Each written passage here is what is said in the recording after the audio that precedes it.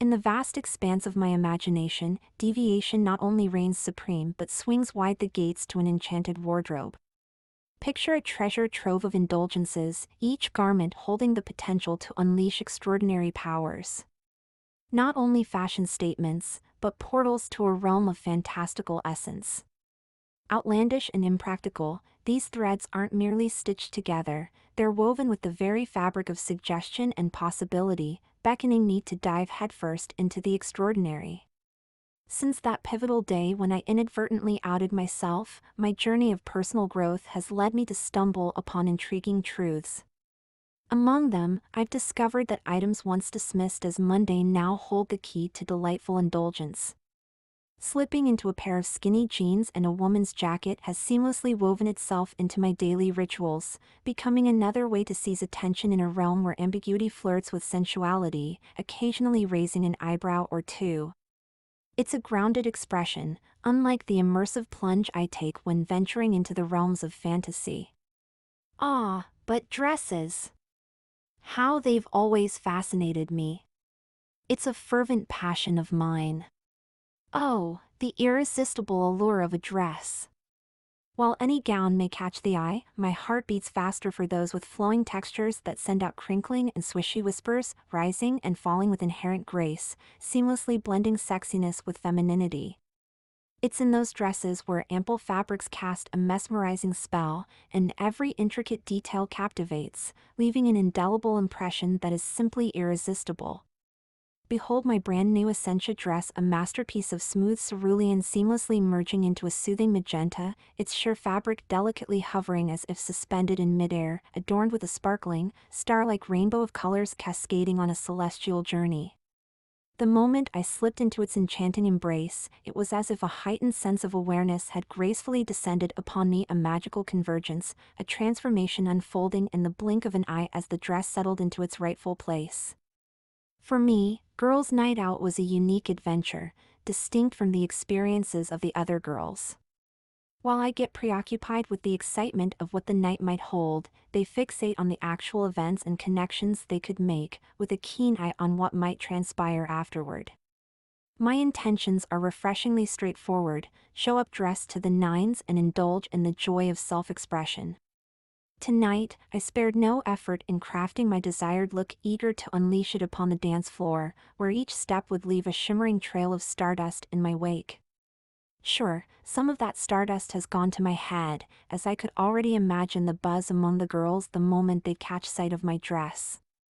Some might dub it absurd for a club night, perhaps a little too childish. But I had my retort ready: it's a designer brand. And if anyone dared to question its authenticity, well, I had the tags at home to prove it. Their comments wouldn't dampen my spirits, it was all part of the fun.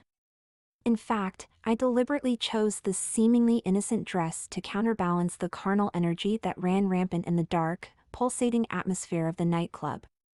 After all, we each have our unique ways of leaving our mark on our girls' night out.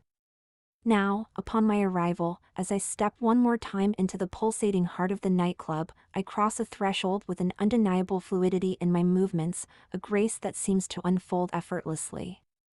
Despite the strides in my confidence and personal growth, a swirling cloud of doubts and inhibitions always manages to sneak into my thoughts, an ongoing tug-of-war between my desires and the weighty expectations looming over the night ahead.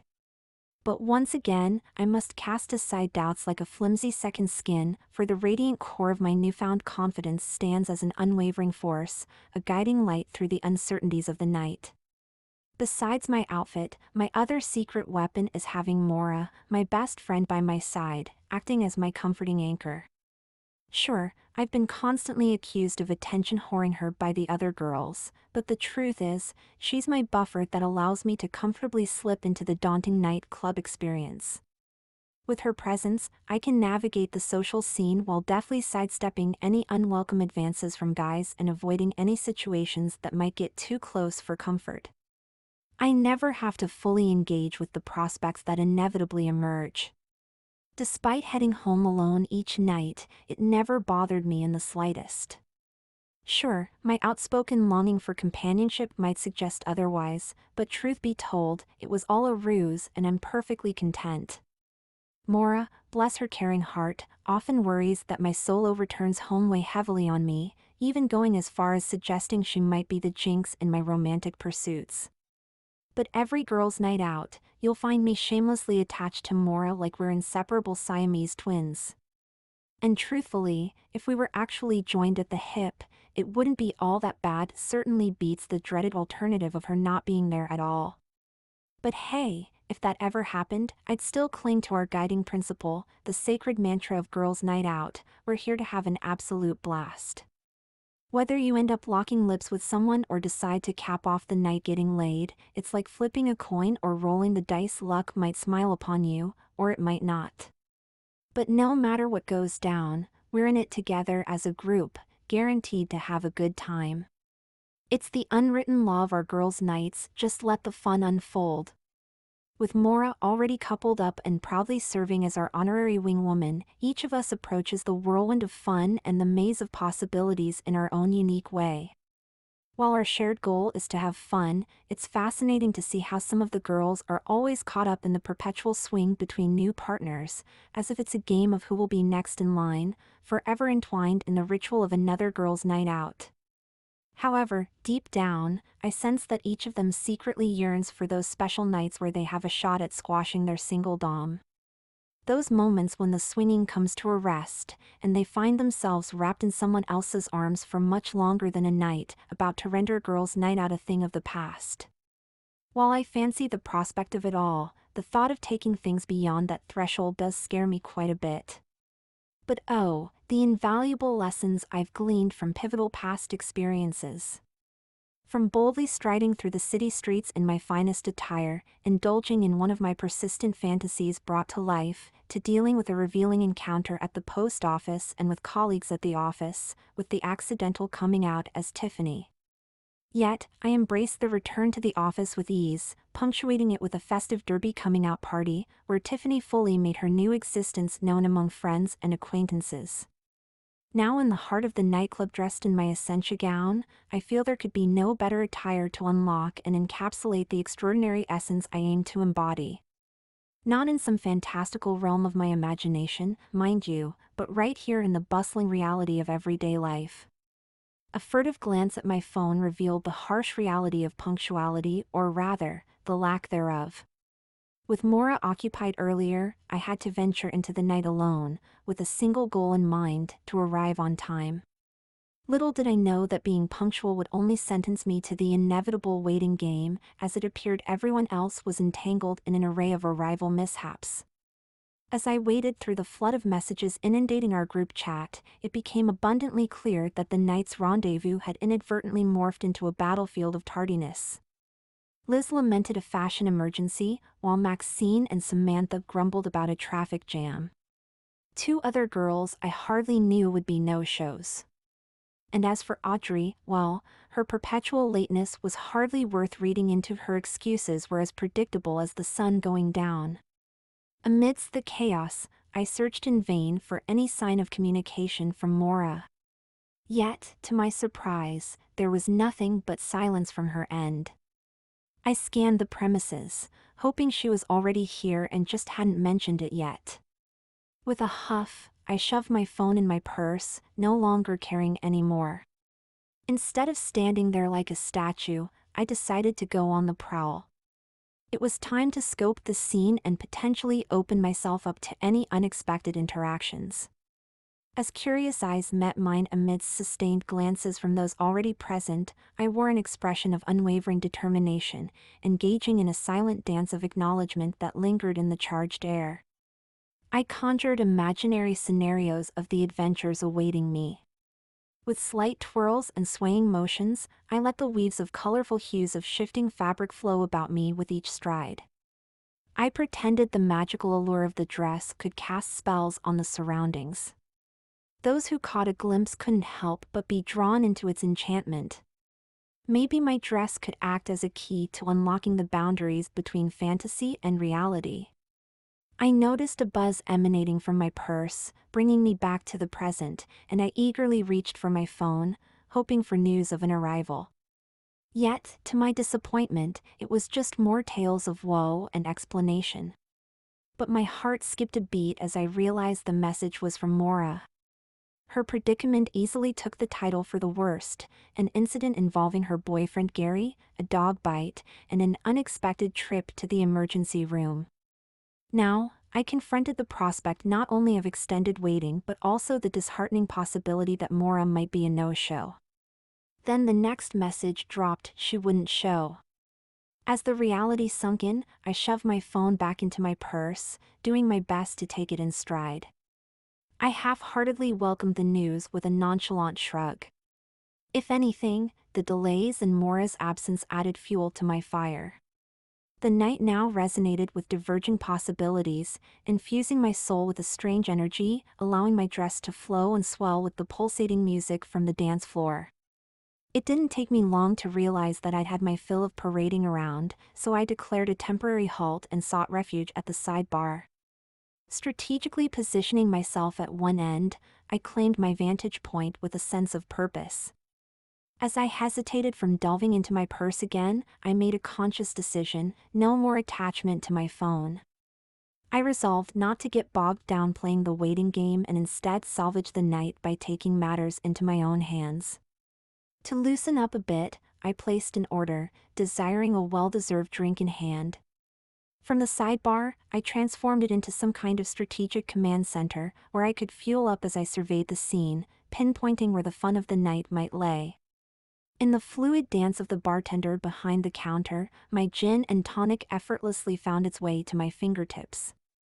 Settling into a leisurely posture, I indulged in the crisp allure of my first sip, feeling the effervescent swell in my head, a battleground where my identity and desires grapple to define the intricacies that make me who I am.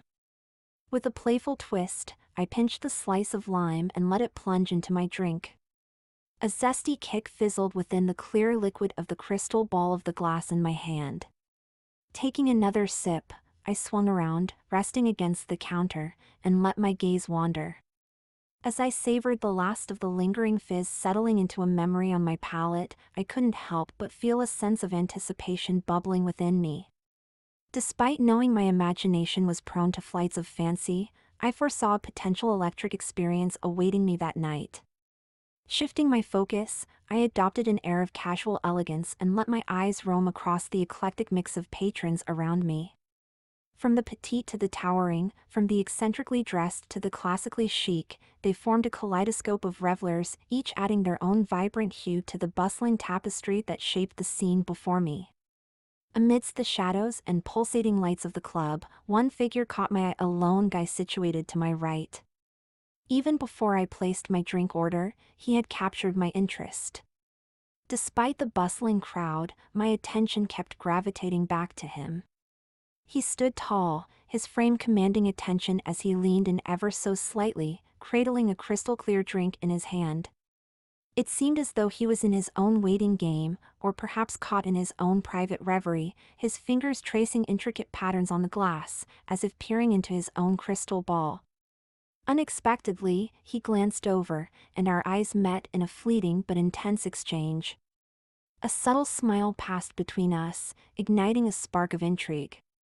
With a playful adjustment of my stance and a discreet shift in my gaze, I took another sip of my drink. The atmosphere at once crackled with an electric current. The music took off, each beat pulsing through the air like a surge of energy perfectly synced with the swelling rhythm of my heart. With every sip of the fizzy liquid, a warm sensation spread through me, leaving a trail of anticipation in its wake.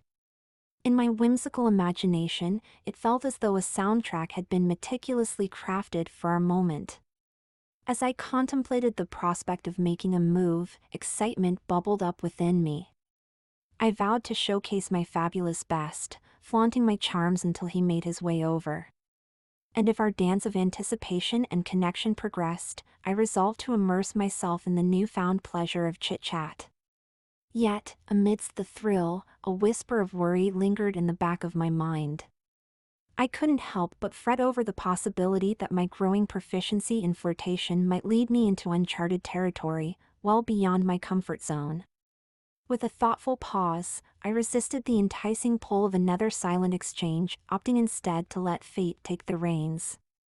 I decided to bide my time here, scanning the club for any sign of the other girl's arrival.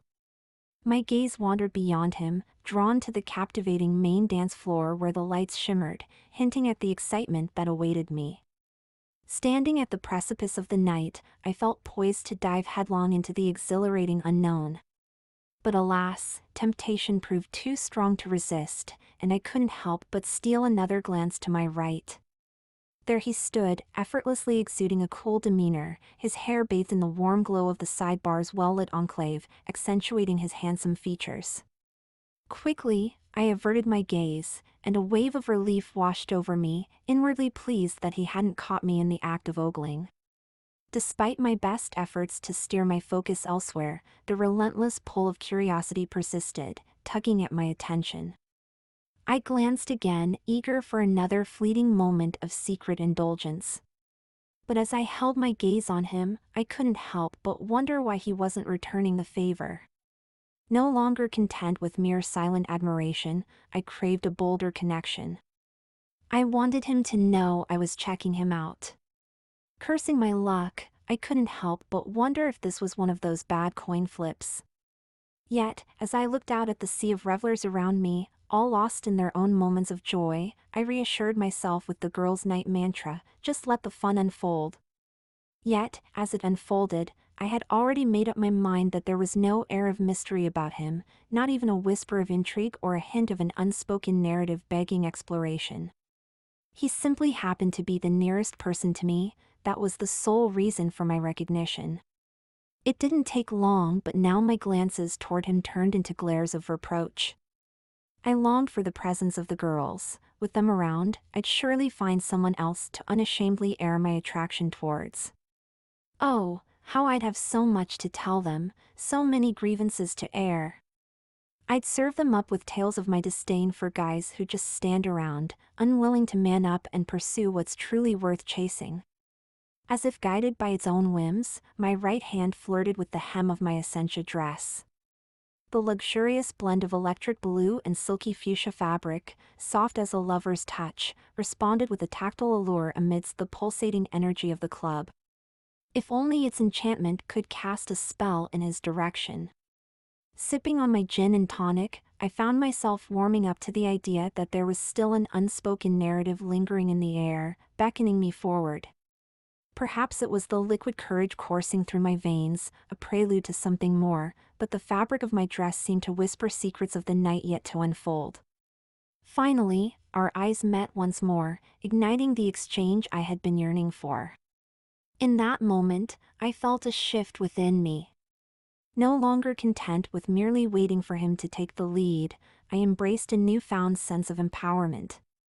Why wait for destiny when I could seize the moment and make it my own? I was now the one ready to make the move.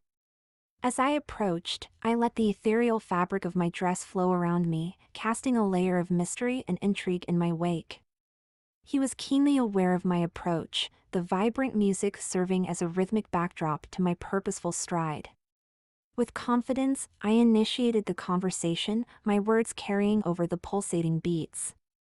You seem to be caught up in some sort of waiting game?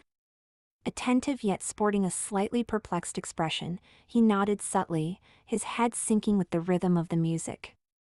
With a playful grin, I added, let me guess. You're feeling a little fashionably early tonight? He kept up his rhythmic nodding, a hint of amusement dancing in his eyes. All right, you've got me, he admitted, a smile playing on his lips. I couldn't resist a chuckle, downplaying my investigative skills. Just a lucky guess, I replied with a playful shrug. His chuckle mirrored mine as he teased, looks like you've got a talent for spotting the punctual ones. He feigned a thoughtful expression. But is that the type you're really after? In my typical mock seriousness, I shot back, absolutely not. Can't stand them, always flaunting themselves for all to see. Then, adopting a more playful tone, I continued, it gets stale, I mean where's the excitement in that? Don't they know the art of timing and suspense? That's where all the startling appeal lies. His voice cut through the music. I get the sense you're calling me out. He took a deliberate step closer to my delight, his movements slow and purposeful. He leaned in. Well, sorry to burst your bubble, but I don't really care for those who are fashionably late. I leaned in and shot back. You thought I was talking about you. What? The world solely revolves around yourself? A playful grin spread across my face and a slight twist of my body as I emphasized my point, gracefully twirling the fabric of my dress and let it swirl around me like a captivating phenomenon. You know, I was actually making fun of myself. I'm the punctual pioneer. His smile widened, and I couldn't help but feel a surge of relief. Maybe my awkward attempt at banter wasn't a complete disaster after all. Taking a bold step forward, I met his gaze with a smile of my own. With his eyes locked with mine, he mused, "Ah, it seems we at least have something in common." Our hands briefly met in a playful exchange of greetings. Tiffany meeting Seth. The conversation bubbled with energy as we delved into our wealth of excuses at hand, coming from our fashionably late friends, even conveniently sourced from our phones if needed. We vied to outdo each other with tales of tardiness and no-shows, punctuated by laughter and knowing smirks. I found myself smitten by how effortlessly we connected, a camaraderie sparking to life in its budding stages. As our conversation flowed, I realized my drink had mysteriously vanished into thin air, leaving only an empty glass. In tune with the rhythm of the night, with his deliberate head bobbing and seemingly attuned to my unspoken needs, Seth subtly hinted at his own thirst, casting a glance at my depleted drink. With a playful remark, I initially brushed off his suggestion, insisting that he owed me nothing. Yet, his persistence and good-natured charm prompted a playful reconsideration, and I graciously accepted his kind offer. Soon enough, another drink was making its way to our little corner. Amidst the vibrant atmosphere filled with laughter and chatter, a subtle sense of unease crept into my consciousness like a mischievous shadow. Despite the instant bond forged between us, a nagging worry lingered. Would my face betray me? Despite my meticulous makeup routine, I had opted for a lighter, more pure look to match the innocence of my dress. With my hair pulled up, the much longer dangling curls remained poised well above my fully exposed face. I couldn't help but fret that he might pick up on the subtle clues about my identity, leading to a hasty exit and leaving me stranded. Now seemingly at ease, Seth delightfully took charge of the conversation, steering my mind away from my treacherous thoughts. He filled me in with details about the music lineup and the anticipated set for the night, sharing that his friend was celebrating his birthday and the chosen DJ happened to be their shared favorite. He reminisced about attending one of the DJ's shows at the same venue a few months ago. I listened attentively, my eyes lighting up when he mentioned his love for dancing. In my mind's eye, I could already see us gliding across the dance floor in perfect harmony, the pulsating beats serving as the rhythmic backdrop to our lively dance. In this imagined scene, our pairing took center stage, me adorned in azure and rouge swells, swishing along with dazzling whites and twinkling amber, my movements fluid and wavering.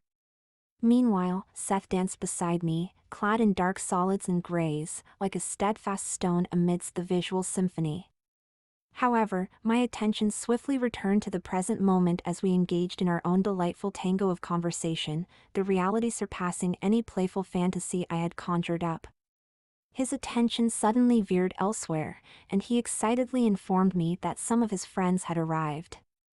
Expecting our brief meeting to conclude, I was surprised when he asked me to come along with him, and before I knew it, a small group of us had gathered around. The main topic swiftly shifted to his friend Mike's milestone, his 30th birthday, with cheers abound. Soon I was introduced to Seth's friends along with their own companions. The conversation instantly flowed, and the banter ensued. As I stood right by Seth's side, a silent air around us told everyone that I was his new partner, or at least that's what their comments seemed to assume. I felt bad for not clarifying that in fact Seth and I only just met, yet I found myself unintentionally leaning into the situation and playing along. Just as I began to settle into the situation, I spotted Liz and Audrey, who had finally made their grand entrance. A moment later I saw them accompanied Maxine and Samantha. With their arrival, the girls' night crew was finally complete. As another drink materialized before me, I felt I should be the one footing the bill this time. Also, I couldn't shake the nagging feeling that I was caught in a dilemma between sticking with this intriguing new group or slipping away to join the others. I found myself in a state of uncertainty. Despite my internal conflict, and minus my beloved Mora, I remained steadfast, keeping up with their dynamic conversation, offering only brief responses to questions while secretly contemplating how to break the news to the others that Seth and I had only just met that night. Back with the girls in the cozy lounge area, you might expect me to feel a twinge of disappointment that my time with Seth had come to an end. Surprisingly, though, I felt a sense of contentment wash over me, as if I had already achieved everything I had set out to do for the night. Sure, as we parted ways, Seth casually mentioned to find him later, and when I knowingly inquired where, he simply replied, "On the dance floor, obviously." I loved how we were on the same page, and it was refreshing to have no concrete plans or commitments, just an open invitation to reconnect and dance whenever the mood struck. Having already indulged in my fair share of flirting and banter, I found myself relishing the company of just the girls, even without Mora around. As I settled into the role of casual observer, I took pleasure in soaking up the atmosphere, exchanging lingering glances with the occasional passerby, and simply enjoying the moment. Liz and Audrey slipped away together, their eyes clearly set on someone across the room, while Maxine and Samantha were engrossed in their own bubble of gossip and laughter, occasionally taking sips from their drinks. Suddenly, Maxine's voice cut through my preoccupation with my own thoughts. "Hey Tiffany, you seem to be really stepping it up tonight," she remarked, her tone laced with curiosity. Caught off guard, I realized they had seen me with Seth. I offered a nonchalant shrug, attempting to downplay any significance. "Just trying to have fun." Maxine leaned in, her expression curious. "It looked like you and that guy had something going there." Samantha chimed in. "Yeah, Tiffany, but aren't you breaking the rules?" Her question left me momentarily puzzled. "Breaking the rules?" I echoed, seeking clarification. "You know, you're not allowed to cheat and bring boyfriends," Samantha explained, her tone teasing. Realization dawned on me, and I quickly shook my head and laughed off her teasing, not bothering to clarify. Maxine raised an eyebrow, a playful smirk dancing on her lips. "Yep, I would have guessed you two have been dating already." Chuckling at the misunderstanding, I set the record straight. "No, we just met tonight." I struck up a casual conversation with him at the bar. "Ooh, look at you, Tiffany, off to a blazing start," Maxine exclaimed, her eyes glinting mischievously. "Have you given up on your all-talk no-walk ways?" she teased, a playful grin spreading across her face. Samantha joined in with a laugh. "Seriously, look at us. We've been here for over an hour and haven't even come close to exchanging numbers yet. You're leaving us in the dust tonight." Maxine leaned in, her tone eager for details. "So, you did give him your number, right?" I shrugged. "Huh?" Maxine looked surprised, then realization dawned on her. "Oh, so he gave you his?" I shook my head, "No." "Then what's the deal? Did he come across as creepy or something?" Samantha asked, her brow furrowing with concern. "Well, no," I replied, shaking my head. "We actually got along rather well." "Then what's the problem?" Maxine pressed. I chuckled, shaking my head in disbelief. "There is no problem. I just forgot to exchange numbers, that's all." Maxine and Samantha each gave me disparaging looks and resumed their conspiratorial game of chit-chat, and I let my mind wander, relishing the momentary reprieve. But it wasn't long before Maxine's voice broke through the chatter. "Oh, Tiffany, your dress. Now I know why it looked so familiar. I just saw one like that the other day," she exclaimed. I perked up with interest. "Really? You did?" However, her expression quickly gave away the underlying mockery in her admission. "It was at my niece's birthday party," she continued, her tone tinged with amusement. "She wore something very much the same." Samantha chimed in cheekily, unable to resist the tease. "Wait, how old is she now?" "She just turned 5, Maxine replied. "Still in nursery school," she added, and the girls erupted into a fit of giggles at my expense. I felt the urge to defend myself. If I had the tags, I'd show them, boasting that it was, in fact, a designer brand. But luckily, their laughter quieted down when Liz and Audrey returned, their presence serving as a welcome interruption to our conversation. They filled us in on the latest gossip, detailing their observations of the scene and sharing who they already had their eyes on. Soon, Liz excitedly remembered something, exclaiming, "Hey Tiffany, we saw your boyfriend. He's over there?" She gestured off into the distance. Maxine quickly noticed. "Yep, that's definitely him. Tiffany, over at that table." We had all turned our heads to look, their curiosity piqued, while I felt a growing nervousness creeping in. I quickly interjected, pointing out that he was with his friends and might not appreciate being disturbed at the moment. But all the girls practically chimed in unison, disbelief evident in their voices. "Tiffany, are you kidding me?" Maxine even half rose from her seat to get a better look. "Yep, look, a few of them have left already. He's practically alone and definitely begging for you to go over to him." I hesitated, feeling the pressure mounting.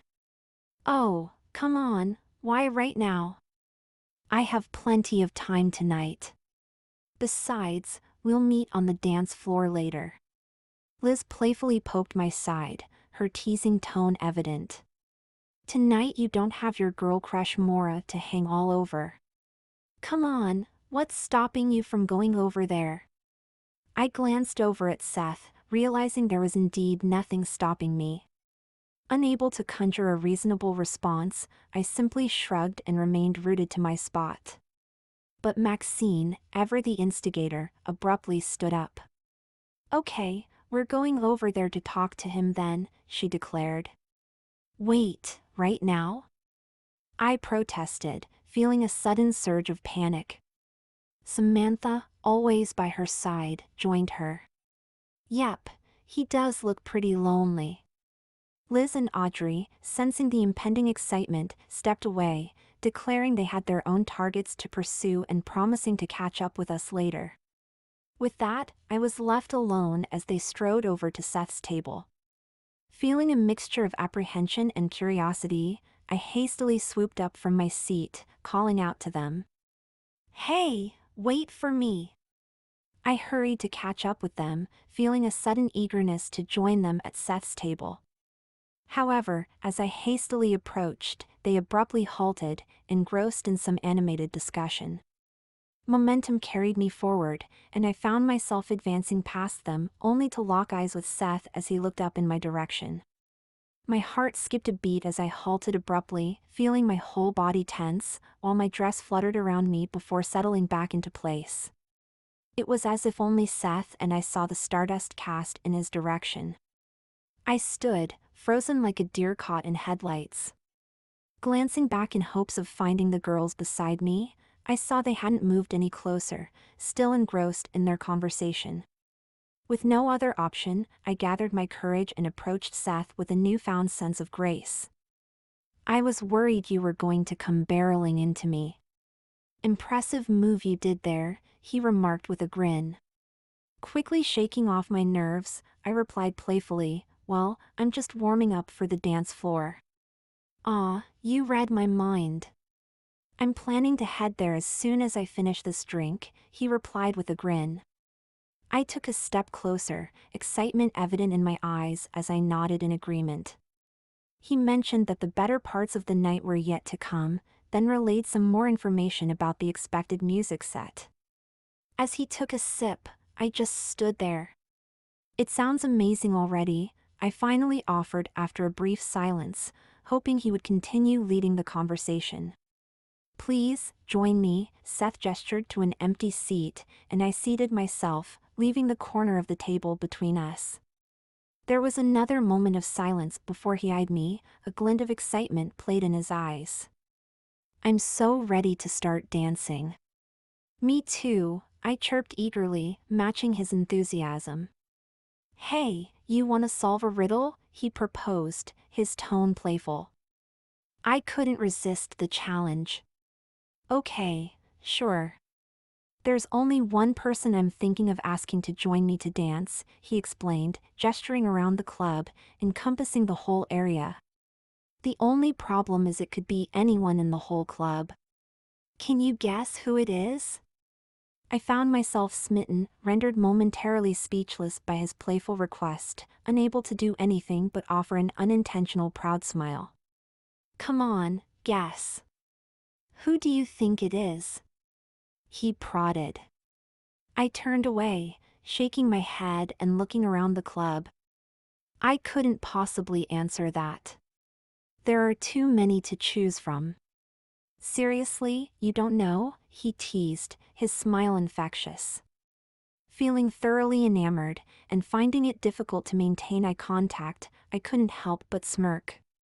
Well, if you're not going to guess, I guess I'll just finish my drink. No need to give anyone time to mull it over, he teased, feigning disappointment. As I peeked up, he flashed me a charming smile, then playfully pretended to chug his drink, though he only took a sip. I was swept up in the moment, relishing every second of his attention.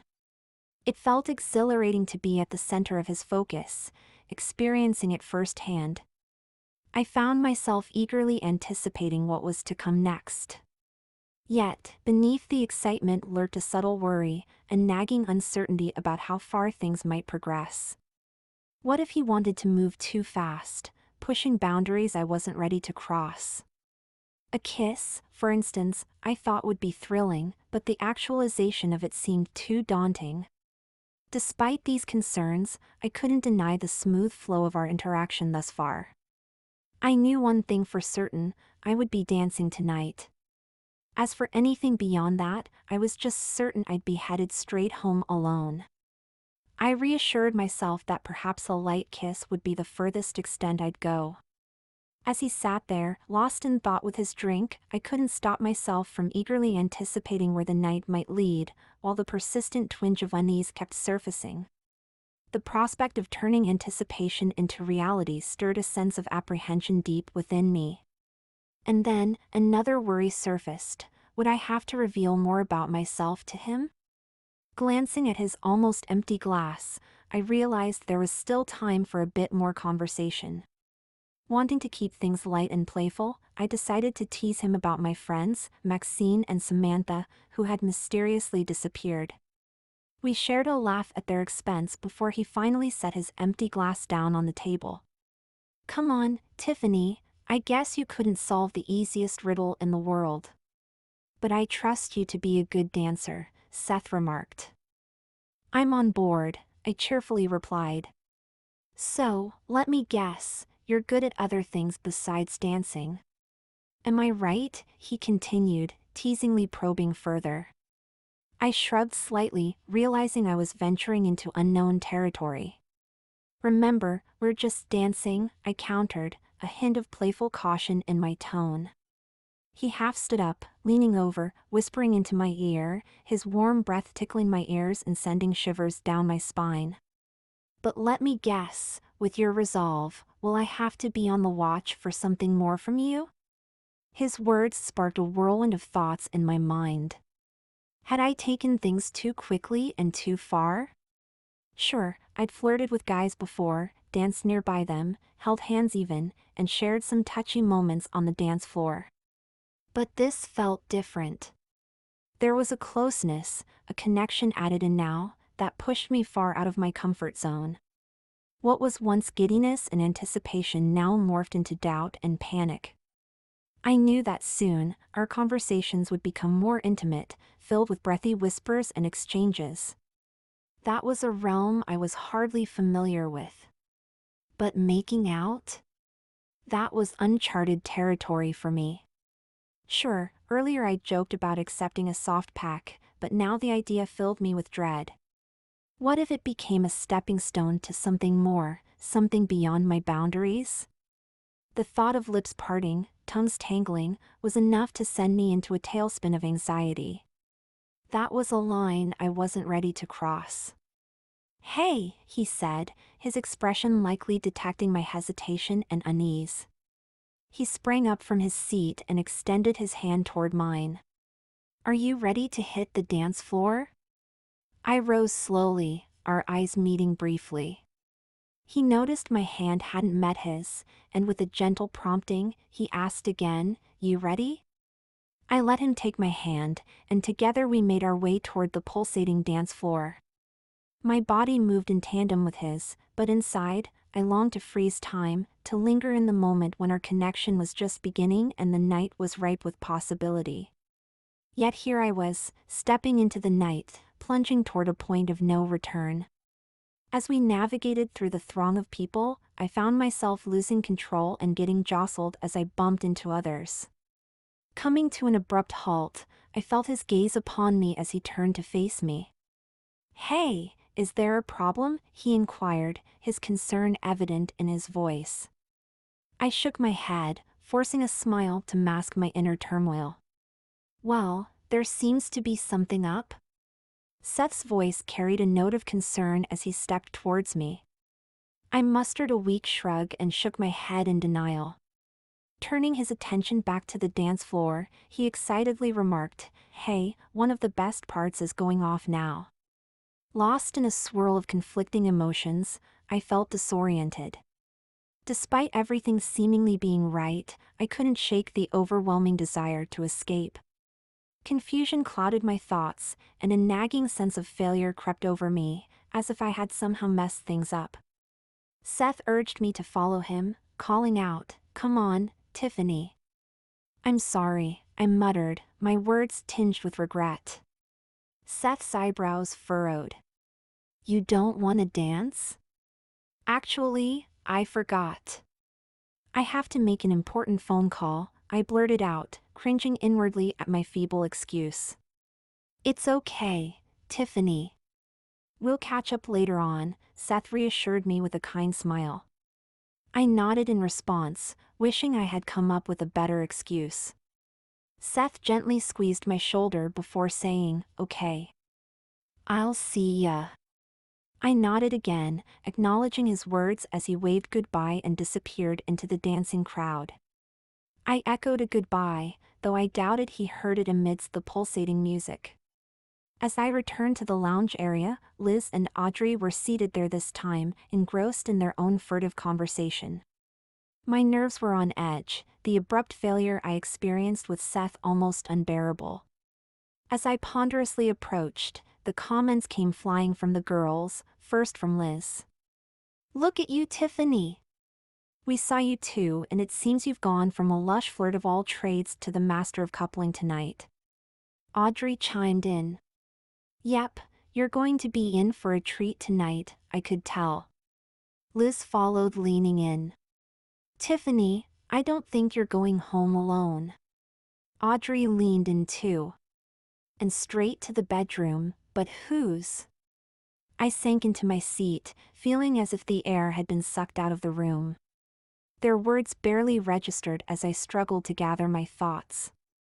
Concerned, they picked up on my demeanor shift and inquired why I wasn't on the dance floor with Seth. All I could manage was a half-hearted shrug in response. After their confusion over my situation and vague answers, they eventually got up and resumed their exploration of the club. Since my flight from Seth, everything felt different. I felt utterly out of place, as if the idea of being in a nightclub was suddenly absurd. I found myself caught between a longing to press on and an urgent desire to flee.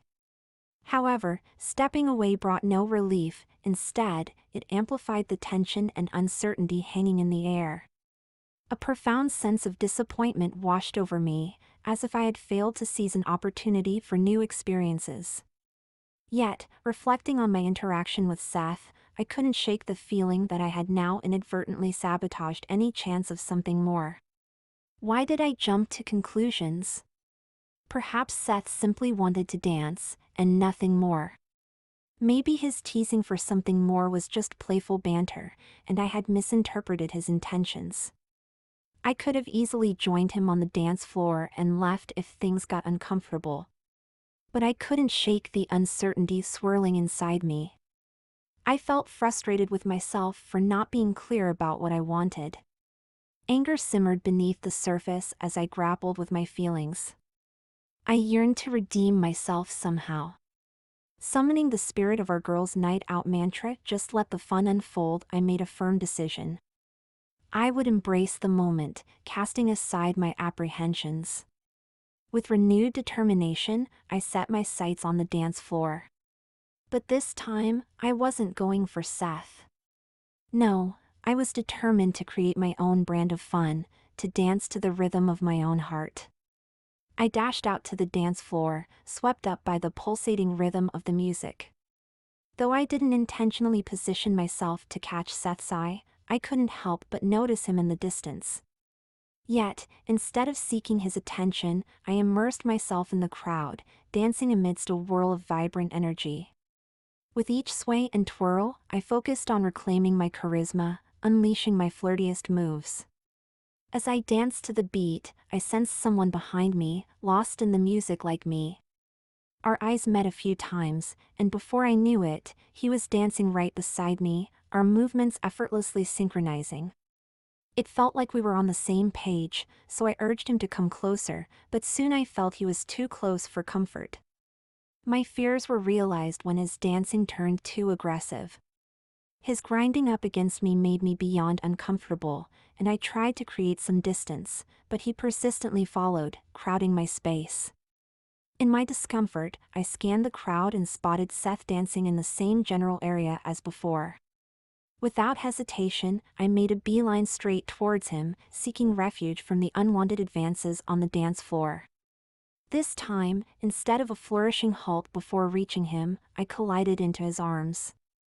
My hands instinctively reached and held onto his biceps, and I pulled myself close to him. "I'm sorry to do this, but can you please pretend to dance with me?" I pleaded urgently. Seth chuckled, his voice laced with amusement. "You seem to have a way of making entrances and exits." "No, seriously," I insisted, a hint of urgency in my tone. "There's a guy over there I need to avoid. Just for a little while." "All right, I don't mind," he agreed, his arms wrapping around me protectively. "I'm starting to appreciate your tenacity." Then he smirked. "And your excuses are pretty good too." "I swear," I reassured him, gesturing towards the guy I was trying to evade. He briefly followed my gaze, then pulled me even closer, his hands securely around my waist. As we swayed to the music, I felt a sense of reassurance enveloping me in Seth's embrace. The earlier tension seemed to dissipate, replaced by a comforting ease. In Seth's arms, the world outside faded into insignificance, and I found myself lost in the moment. We exchanged brief glances that elicited smiles from both of us. I couldn't help but hold his gaze longer than intended, drawn to the warmth and magnetism of his presence. We leaned in to whisper in each other's ears, our breaths mingling in the air. Breaking the ice about our earlier incident, I confessed, "I'm so sorry about earlier." "Don't worry, it's all good," he reassured me. "I don't know what I was thinking," I admitted. "I hope my riddle hasn't rattled you too much," he teased. I smirked, shaking my head. "No, it wasn't that." Oh, something more important? He inquired, his curiosity piqued. No, not that important, I replied coyly. Well, I have something important on my mind, he revealed, his voice carrying a hint of mystery. What? I asked, genuinely intrigued. With a subtle nod, an unspoken agreement passed between us. I felt my face inching closer to his, my hands tightening their grasp on his biceps as anticipation coursed through me. As our lips met, a surge of electricity pulsed through my veins. His embrace grew tighter, and I responded eagerly, pulling him closer, swept away by the rush of passion. The electric moment I had anticipated earlier had finally arrived, and it exceeded all my expectations. Instead of hesitating or retreating, I fully surrendered to the intensity of our kiss. Our lips danced together with a tender urgency, each kiss deepening the connection between us, igniting a fiery passion that enveloped us both. A sense of indulgence washed over me, overshadowing any lingering doubts or fears. In that special moment, all that mattered was to preserve the warmth and affection we shared. The song suddenly hit its climax, sending everyone into a frenzy, and we reluctantly broke off the kiss. Seth jokingly remarked, "So are we going to slow dance all night?"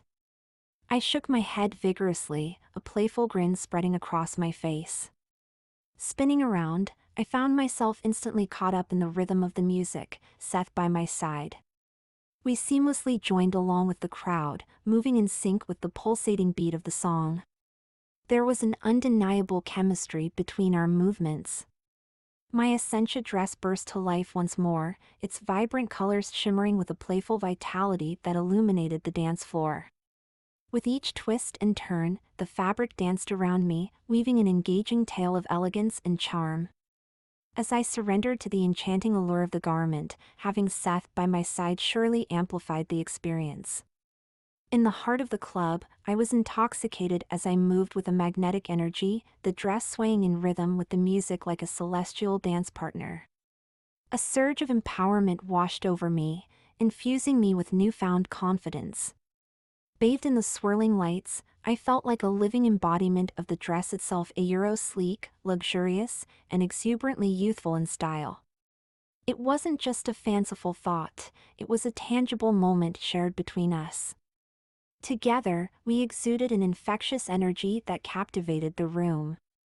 As the night wore on and exhaustion began to creep in, Seth suggested we retreat to the lounge area for some respite. We eased ourselves into the seats, side by side. With a subtle lean, he held my gaze unwaveringly. His eyes suddenly filled with admiration. Seth remarked, "Tiffany, you look absolutely beautiful." He leaned in as if to seal his words with a kiss, but paused, sensing my tension. Reassuringly, he complimented me once more. I managed a smile, but then, with a hint of seriousness, I felt compelled to share something with him. "There's something I should tell you, Seth," I began. "Tell me what?" he asked, his gaze fixed on mine, his curiosity clearly mounting. I grappled with how I should clarify. Reluctantly, I continued, "Well, how should I put it?" I hesitated and nervously tapped my fingers on my knees. "I'm Tiffany, but there's something else you should know." I paused, wondering if he had picked up on the implication of my stunted words, but I couldn't tell. I wished he could just understand without me having to spell it out for him. My gaze avoided him as if I could hardly bear to meet his eyes. I longed to convey my thoughts without speaking them aloud. Then, unexpectedly, he spoke up. "Tiffany, look at me." I fixed my eyes on him the best I could. He spoke tenderly. "Did you not hear me earlier? You're beautiful." I meant it then and I mean it still. Relief washed over me. "Oh, because I just wanted to let you dash without warning." He leaned in and our lips met again. I responded eagerly, shifting from gentle holds to tight ones on his arms and shoulders as my lips pressed against his, savoring the connection. It was way more than a brief peck. As we shifted our heads, our mouths explored each other with a growing hunger. For a moment, we briefly disconnected, but the desire to reconnect was undeniable. Our mouths parted wider as we pressed in closer, neither of us ready to end the moment.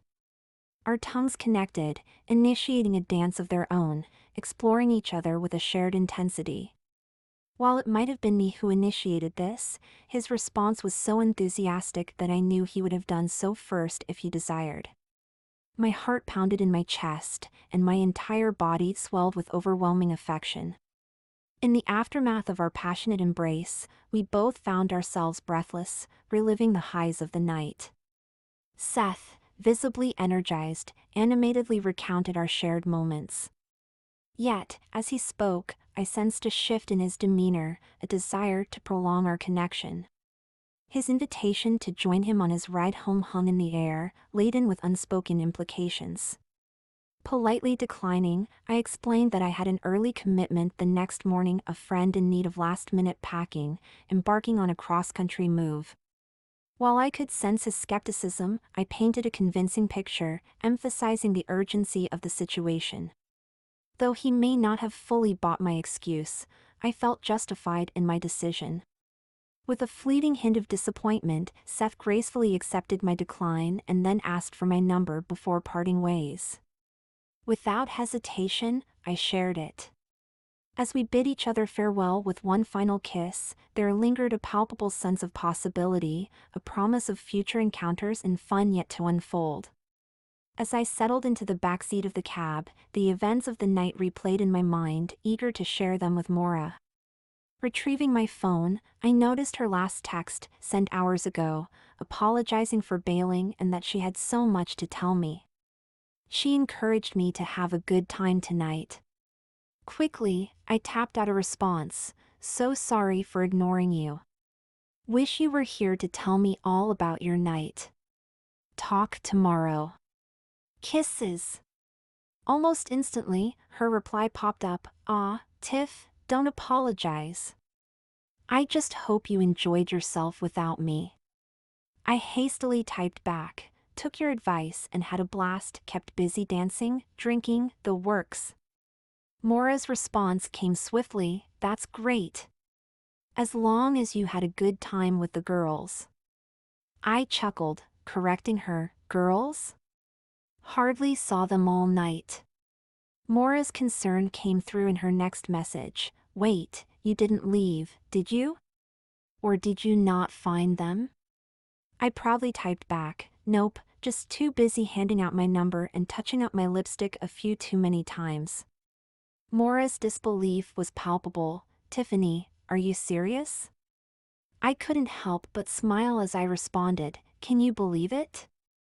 I hooked up with someone." Her response came with a mixture of shock and excitement, "Oh, wow, Tiffany. This is such great news.